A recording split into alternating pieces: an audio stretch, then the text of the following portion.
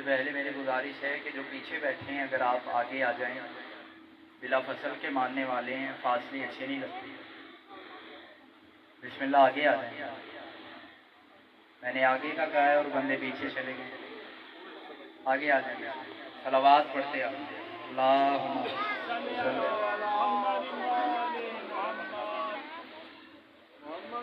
محمد بلندر صلوات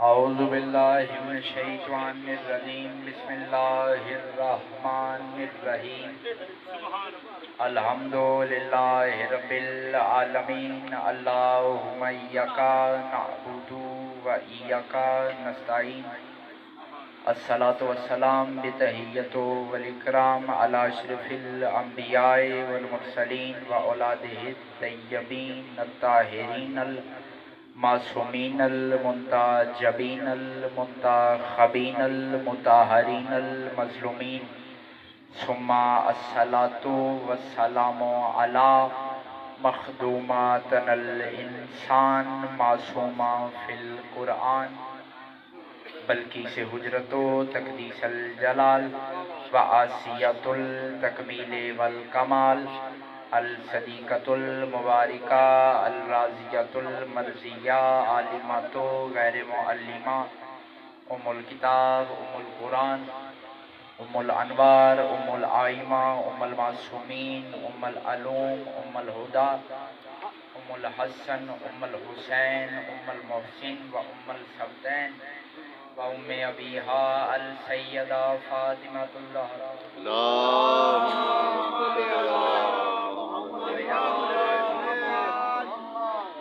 اما بعد فقط قال اللہ حق سبحانہ تعالی قرآن مجید و فرقان الحمید و هو اصدق الصادقین و قولہ الحق بسم اللہ الرحمن الرحیم من ذا الذی یقرض اللہ قرضا حسنا مل کے صلوات کی تلاوت فرمائیں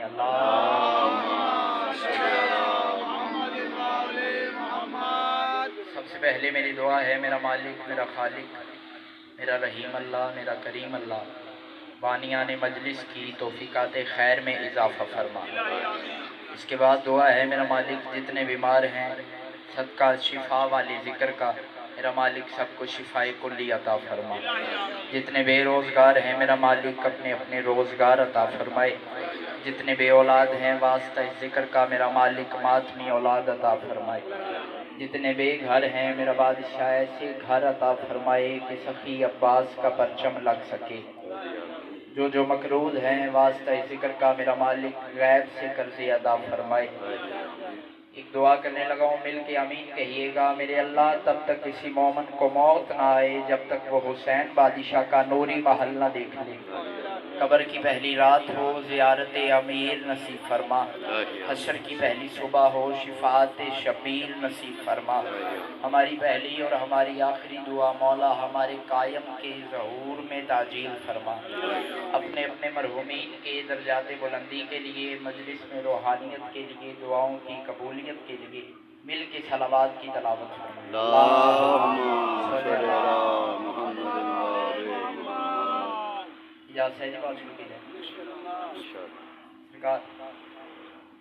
میں جہاں پہ بھی مجلس پڑھنے کے لیے جاؤں تو میں اجازت دیتا ہوں، اور جب اجازت میں مومنین کہتے ہیں نا بسم اللہ پھر میں اپنی ڈیوٹی کا آغاز کرتا ہوں۔ اب آپ پوچھ سکتے ہیں کہ تو بسم اللہ کا مشتاق کیوں رہتا ہے، تو بسم اللہ کا انتظار کیوں کرتا ہے؟ تو میں اس لیے بسم اللہ کا انتظار کرتا ہوں، میرے مولا علی نے کہا تھا میں بسم اللہ کی بے کا نقطہ ہوں۔ بولیے گا میرے ساتھ، میں بسم اللہ کی بے کا نقطہ ہوں۔ اب مولا علی ہیں صاحب دعوی سلونی، جو ممبر پہ بیٹھ کے کہتے ہیں کہ پوچھو جو پوچھنا چاہتے ہیں۔ کسی نبی نے یہ دعویٰ نہیں کیا کہ جو پوچھنا چاہتے ہو وہ پوچھ لو۔ میرے مولا علی نے ممبر پہ بیٹھ کے کہا تھا کہ جو پوچھنا چاہتے ہو وہ پوچھ لو۔ وہی علی ارشاد فرماتے ہیں کہ میں بسم اللہ کی بے کا نقطہ ہوں، انا نقطہ تو تحت البائی، میں بسم اللہ کی بے کا نقطہ ہوں۔ آؤ سارے ماتمی مولا علی سے پوچھتے ہیں۔ میں نے عالم تخیل کی دنیا میں اپنے بادشاہ کے آگے ہاتھ جوڑ کے کہا، میں نے کہا مولا یہ جو ہے الفاظ تو اور بھی تو ہیں، حرف اور بھی تو ہیں، پر بادشاہ آپ نے کسی اور کے لیے نہیں کہا بھائی دیکھیے گا میری طرف آپ کے لیے آیا ہوں، آپ کو کچھ سنانے کے لیے آیا ہوں۔ میں نے کہا مولا آپ یہ کہہ سکتے تھے آپ جیم کا نقطہ ہے، آپ کہہ سکتے تھے آپ زال کا نقطہ ہے، آپ کہہ سکتے تھے آپ نون کا نقطہ ہے، مگر مولا آپ نے یہ نہیں ارشاد فرمایا۔ مولا آپ کہہ سکتے تھے میں زال کا نقطہ ہوں، میں جیم کا نقطہ ہوں، میں جیم کا نقطہ ہوں، میں زال کا نقطہ ہوں، میں نون کا نقطہ ہوں، مگر میرے مولا آپ نے یہ نہیں کہا۔ آپ نے آخر کیوں کہا کہ میں بے کا نقطہ ہوں؟ اس کی وجہ کیا ہے؟ میرے مولا علی ارشاد فرماتے ہیں مجھے کائنات کے ہر بندے کا پتا تھا اگر میں دنیا کو کہتا کہ میں جیم کا نقطہ ہوں، دنیا جیم سے نقطہ ہٹا کے اسے ہے پڑھ سکتی تھی۔ بولو میرے ساتھ بولو جسے میری بات سمجھ آ رہی۔ میرے بادشاہ فرماتی ہے اگر میں دنیا کو کہتا کہ میں جیم کا نقطہ ہوں، دنیا جیم سے نقطہ ہٹا کے اسے ہے پڑھ سکتی تھی۔ علی فرماتی ہے اگر میں دنیا کو کہتا کہ میں زال کا نقطہ ہوں، دنیا زال سے نقطہ ہٹا کے اسے دال پڑھ سکتی تھی۔ علی فرماتی ہے اگر میں دنیا کو کہتا کہ میں نون کا نقطہ ہوں، دنیا نون سے نقطہ ہٹا کے اسے نون گنا پڑھ سکتی تھی۔ علی فرماتے میں نے اس زمانے میں کہا ہے کہ میں بے کا نقطہ ہوں، اب بے سے نقطہ ہٹاؤ پیچھے بچتا ہی کچھ نہیں۔ بولو سلامت رہے۔ اب بے سے نقطہ ہٹاؤ۔ بھائی ذرا آواز کھولیں، زور بہت لگوا رہے۔ اب بے سے نقطہ ہٹاؤ پیچھے بچتا ہی۔ توجہ ہے؟ یہ تھی آپ کو جگانے کے لیے جملہ۔ اب کرتے ہیں باقاعدہ مجلس کا آغاز۔ میں نے آپ کے سامنے اللہ کے قرآن سے سورۃ البقرہ کی ایک آیت پڑھی جس میں اللہ اپنی مخلوق سے کہہ رہے ہیں من ذا الذی یقرض اللہ قرضا حسنا۔ دیکھیے یہ وارثان قرآن کا منبر ہے تو یہاں سے قرآن پڑھنا چاہیے، اور ہم ہی تو ہیں کہ جنہیں اللہ نے وہ پیر عطا کیے جو بغیر دھڑ کے قرآن پڑھتے ہیں۔ بولیے یار چہرے پہ تبسم، جو قرآن پڑھنے کے لیے دھڑ کے بھی محتاج ہیں۔ اب جب منبر ان کا ہے تو قرآن پڑھنا چاہیے، اس لیے میں نے قرآن کی آیت پڑھی۔ اللہ قرآن میں ارشاد فرما رہے ہیں من ذا الذی یقرض اللہ قرضا حسنا۔ کائنات کا اللہ کہہ رہا ہے کہ میری مخلوق میں کون ہے جو مخلوق ہو کے میں اللہ کو قرضہ دے۔ فرینڈ پہ بیٹھ کے خاموش رہے، میں تو قرآن پڑھا۔ اللہ کہہ رہے ہیں میری مخلوق میں کون ہے جو میری مخلوق ہو کے مجھ اللہ کو قرضہ دے۔ حیرت اس بات کی نہیں کہ اللہ مانگ رہا ہے، حیرت اس بات کی ہے کہ قرضہ وہ مانگ رہا ہے جسے قرضے کی ضرورت ہی نہیں۔ اس اللہ کو تو قرض کی ضرورت ہی نہیں، قرض کی ضرورت انسانوں کو ہوتی ہے۔ اب وہ کائنات کا مالک، ہر شے پہ قادر، وہ اللہ ہو کے کہہ رہے ہیں میری مخلوق میں کون ہے جو مجھے قرضہ دے۔ پتہ چلا قرض کوئی بہت بڑا ہے جو بڑا مانگ رہا ہے، جو اللہ اکبر مانگ رہا ہے، وہ قرض بھی تو بڑا ہے۔ ایک صاحب تھے، انہوں نے کہا تھا کہ نماز وہ قرض ہے جو اللہ مانگ رہا ہے۔ میں قرآن کی ایک اور آیت پڑھتا ہوں، سورہ مزمل میں اللہ ارشاد فرماتے ہیں آقیموا الصلاۃ وآتوا الزکاۃ واقرضوا اللہ قرضا حسنا۔ اللہ کہہ رہے ہیں نماز پڑھو، زکوٰۃ دو، اور اللہ کو قرضہ بھی دو۔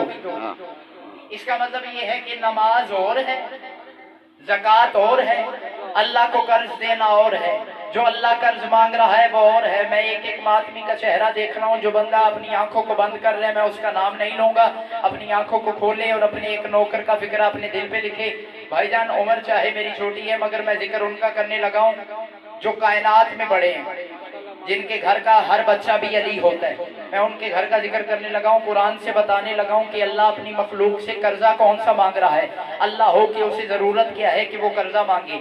میں نے قرآن کی آیت پڑھی، اللہ قرآن میں ایک اور جگہ ارشاد فرماتے ہیں نماز پڑھا کرو، زکوٰۃ دیا کرو، اور اللہ کو قرضہ بھی دیا کرو۔ اس کا مطلب یہ ہے کہ نماز اور ہے، زکوٰۃ اور ہے، اللہ کو قرضہ دینا اور ہے۔ میں بھی سوچتا رہا کہ اللہ جانے یہ قرض کون سا ہے جو اللہ اپنی مخلوق سے مانگ رہا ہے۔ پوری کائنات کو یہ قرض پتہ ہی نہیں چلتا. اگر قرآن کا وارث دنیا میں نہ ہوتا. میرے چھٹے امام کا دور تھا, ایک بندہ میرے امام کے قریب آیا, قدموں پہ ہاتھ رکھ کے کہتا ہے فرزند رسول میں نے کل قرآن پڑھا ہے اور اللہ کے قرآن کی ایک آیت پڑھ کے پریشان ہو گیا ہوں. میرے مالک ارشاد فرماتے قرآن پڑھ کے تو پریشانیاں دور ہوتی ہے اور تو کیوں پریشان ہو گیا ہے؟ اس نے کہا مولا میں پریشان اس لیے ہوں, وہ اللہ ہو کے اپنی مخلوق سے قرضہ مانگ رہا ہے. مولا بتائیں وہ قرض کون سا ہے جو اللہ مانگ رہا ہے؟ وہ قرض کون سا ہے جو اللہ مانگ رہا ہے؟ وہ قرض کون سا ہے جو اللہ مانگ رہا ہے؟ وہ قرض کون سا ہے جو اللہ مانگ رہا ہے؟ مولا بتائیں کیا وہ نماز ہے, کیا وہ زکوٰۃ ہے, کیا وہ روزہ ہے, کیا وہ حج ہے, کیا وہ خمس ہے, کیا وہ جہاد ہے؟ میرے مولا دیکھ کے کہنے لگے نہ زکوٰۃ اللہ کو مقروض کرتی ہے, نہ نماز اللہ کو مقروض کرتی ہے, نہ حج اللہ کو مقروض کرتا ہے, نہ احرام باندھنا اللہ کو مقروض کرتا ہے, نہ حج پڑھ کے آنا اللہ کو مقروض کرتا ہے, نہ روزے اللہ کو مقروض کرتے ہیں. اس نے کہا مولا دلیل کیا ہے؟ میرے مولا ارشاد فرماتے یاد رکھ اگر بندہ نماز پڑھے تو بندہ مقبول ہوتا ہے, اللہ مقروض نہیں ہوتا. بولو یار جس کا عقیدہ بلند ہے. میرے مالک دیکھ کے کہنے لگے یاد رکھنا اگر بندہ نماز پڑھے تو بندہ مقبول ہوتا ہے, اللہ مقروض نہیں ہوتا. اگر بندہ روزہ رکھے تو بندہ مقبول ہوتا ہے, اللہ مقروض نہیں ہوتا. اگر بندہ حج کر کے آئے تو بندہ مقبول ہوتا ہے, اللہ مقروض نہیں ہوتا. اس نے قدموں پہ ہاتھ رکھے کا مولا پھر بتائے وہ کون سا عمل ہے جس کو کرنے کے بعد بندہ بھی مقبول ہو جاتا ہے, اللہ بھی مقروض ہو جاتا ہے. لا الہ الا اللہ محمد رسول اللہ علی ولی اللہ. میرے مولا ارشاد فرماتے ہیں یاد رکھنا جس نے میرے دادے حسین کی راہ میں 1 روپیہ بھی خرچا اس نے اللہ کو مقروض کر لیا. ہائے ہائے علی حق نعرہ حیدری. آباد رہے سلامت. ماشاءاللہ. جس نے میرے دادے حسین کی راہ آپ جیئے آپ کی دعاؤں کا 1 روپیہ بھی خرچہ بھائی جان اس نے اللہ کو مقروض کر دیا. اب مجھے بول کے بتاؤ ابھی تم نے کچھ نہیں کیا, ابھی مولا حسین نے کچھ نہیں کیا, صرف تم نے کیا کیا؟ تم نے خرچہ کیا. حسین بادشاہ نے ابھی کچھ نہیں کیا. تو جو حسین کچھ نہ کر کے بشر کا مقروض اللہ کر سکتا ہے وہ حسین کچھ کر کے رزق نہیں دے سکتے. وہ حسین کچھ کر کے بیٹے نہیں دے سکتے. میں یہ بات اس لیے کر رہا ہوں بندے اعتراض کرتے ہیں آل محمد ہمیں یہ نہیں دے سکتے, اولاد نہیں دے سکتے, رزق نہیں دے سکتے, مدد نہیں دے سکتے, یہ نہیں دے سکتے, وہ نہیں دے سکتے. مجھے یہ کالونی والوں جواب دو, جب تک انہوں نے نہیں بتایا کیا کسی کو اللہ کا پتہ تھا؟ کسی کو بھی نہیں پتا تھا. اس کا مطلب یہ اللہ کا ہمیں انہوں نے بتایا. جملہ میں اتنا بڑا پڑھنے لگا ہوں, میرا قد اتنا نہیں پر میں جملہ بہت بڑا پڑھنے لگا ہوں. جس کا عقیدہ ہوگا وہ بندہ میرے ساتھ ضرور بولے گا.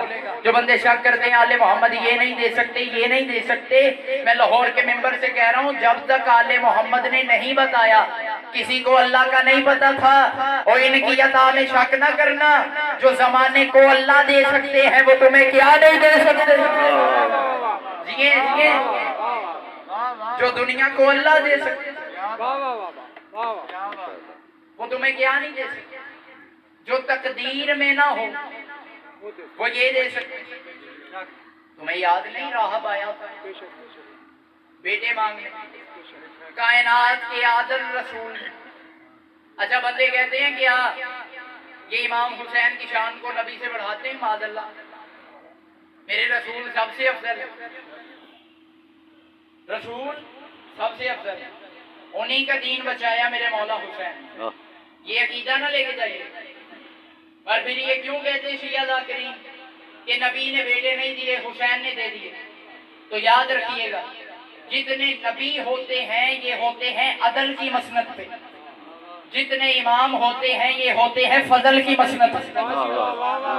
نبی نے عدل سے کہا, امام نے فضل سے. راہب نے آ کے کہا مولا اولاد چاہیے. توجہ ہے بھائی آپ کی توجہ ہے. راہب آ کے کہتے مولا اولاد چاہیے. کائنات کے عادل رسول فرماتے جا رہا تیرے نصیب میں نہیں.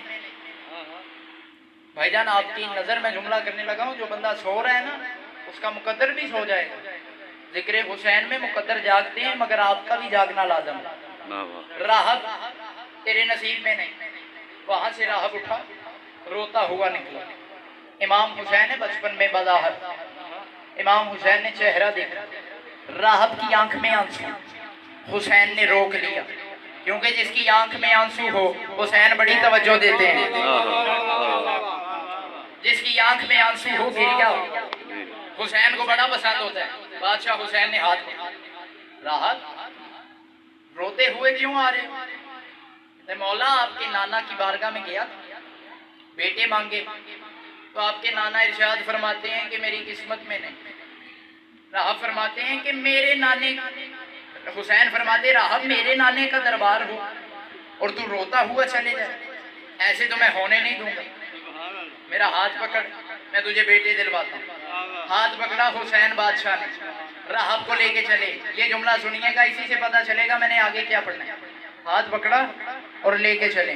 اب جاتے جاتے راہب کہتے ہیں مولا جب مقدر میں ہی نہیں, سنیے گا, جب مقدر میں ہی نہیں تو پھر جانے کا فائدہ. حسین کہتے تجھے میری معرفت ہی نہیں, مقدر ہی تو تیرے ساتھ جا رہے ہیں. مقدر ہی تو تیرے ساتھ جا رہے ہیں. اچھا مولا, ہاں میں حسین مقدر بن کے تیرے ساتھ جا رہا ہوں. مولا میری اتنی قسمت. فرمایا چل رہا اب تجھے بیٹی لے کے دیتا ہوں. نانا کے دربار میں آئی. نانا جان, جی حسین. نانا یہ راہب روتا ہوا جا رہا ہے, حسین اس کے مقدر میں نہیں, حسین اس کے مقدر میں نہیں. حسین کہتے میں ایک دیتا ہوں.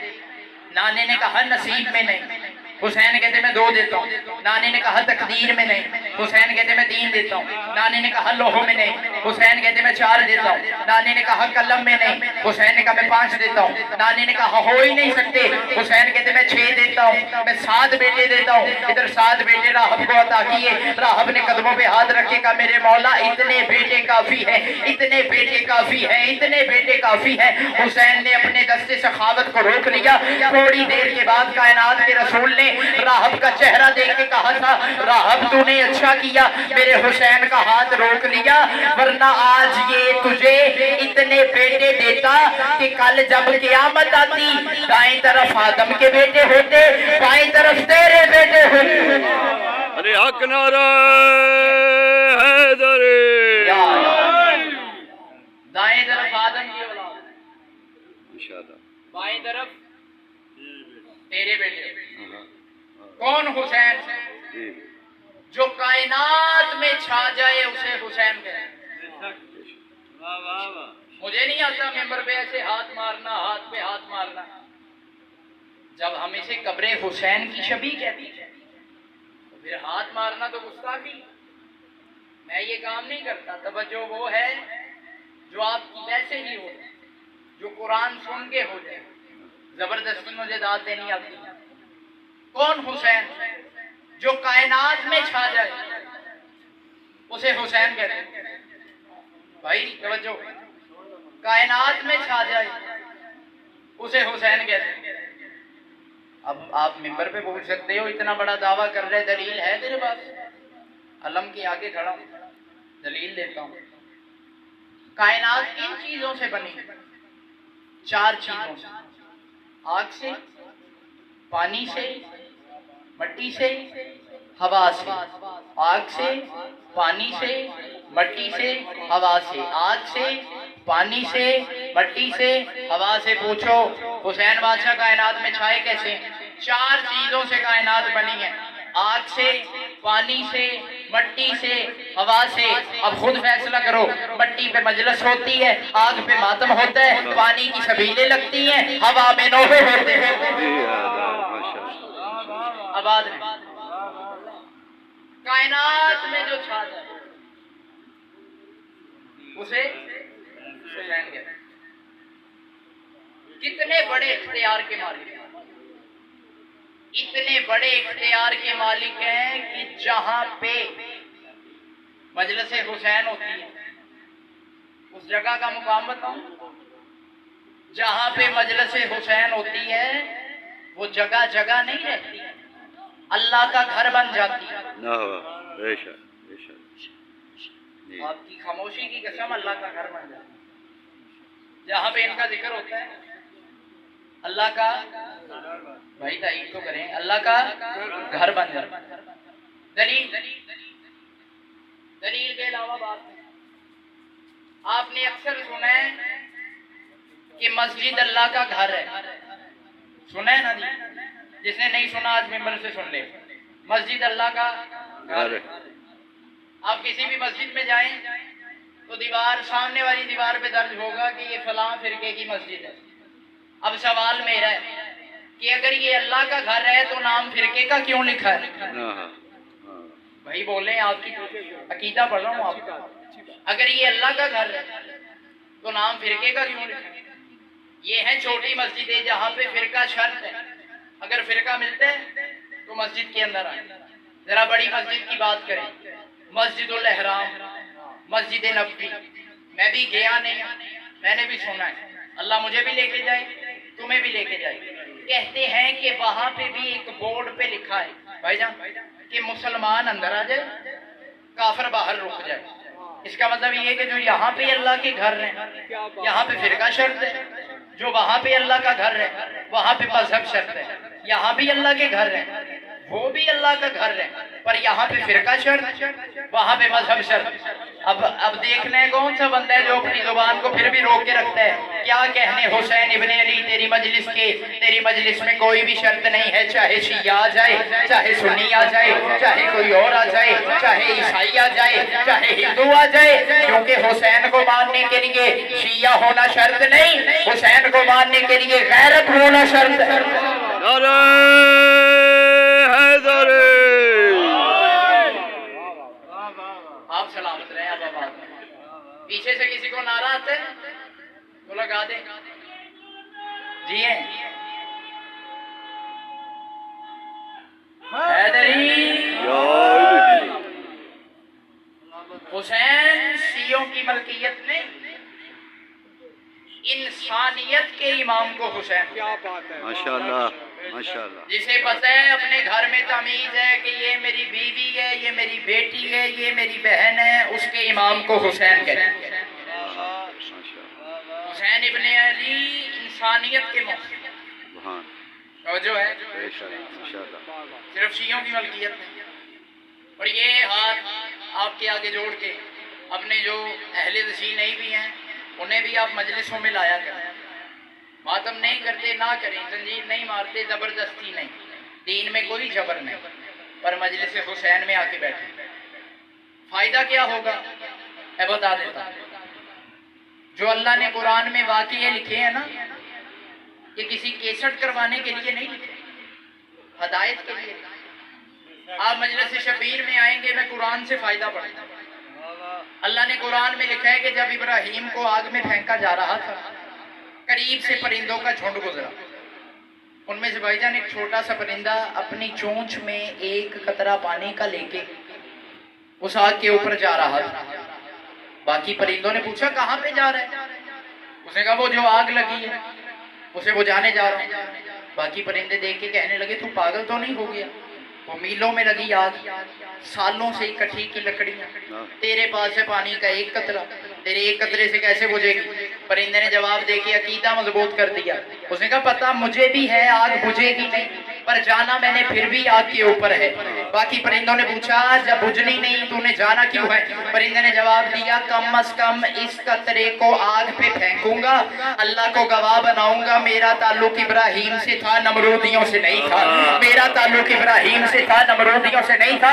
آج تو مجلس شبیر میں بیٹھے گا، اللہ کو گواہ بنائے گا تیرا تعلق حسین سے تھا، یزیدیوں سے نہیں۔ علی حق نعرہ حیدر!